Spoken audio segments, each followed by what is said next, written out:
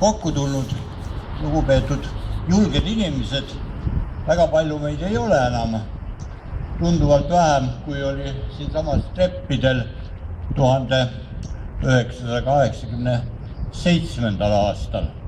Aga hea oli siin kuulda, et see traditsioon siiski ei kao, et peale IRL-i aktivistide, kes iga 4 aasta järel, tähendab enne järjekordseid kohalikke valimisi, korraldasid siin oma meeleavaldusi, kusjuures ühel meeleavaldusel isegi ei antud mulle sõna, ütles, et sinu aeg on läbi.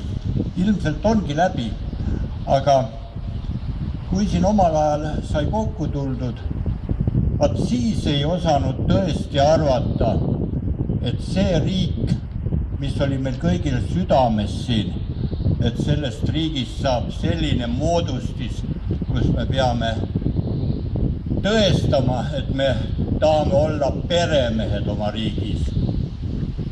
Ja kahjuks ongi nii, et kui minult nüüd täna oleks küsitud, et kui sa oleks tol ajal teadnud, et see Eesti selliseks saab, et kas sa siis oleks ka midagi organiseerinud, siis ma oleks ütelnud, et ei oleks küll.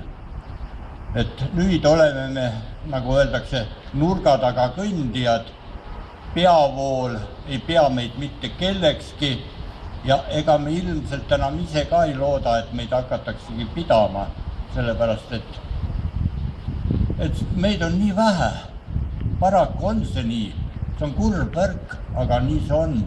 Ja selle tõttu ei ole meil ka sõnaõigust enam. Ainukene demokraatlik vabadus, mis Eestis on jäänud, on iga 4 aasta järel käia niinimetatud valimas. Kuigi valitakse juba enne nimekirjade alusel, pannakse pingeritta, meil jääb ainult õnn siis nende nimekirjade poolt hääletada.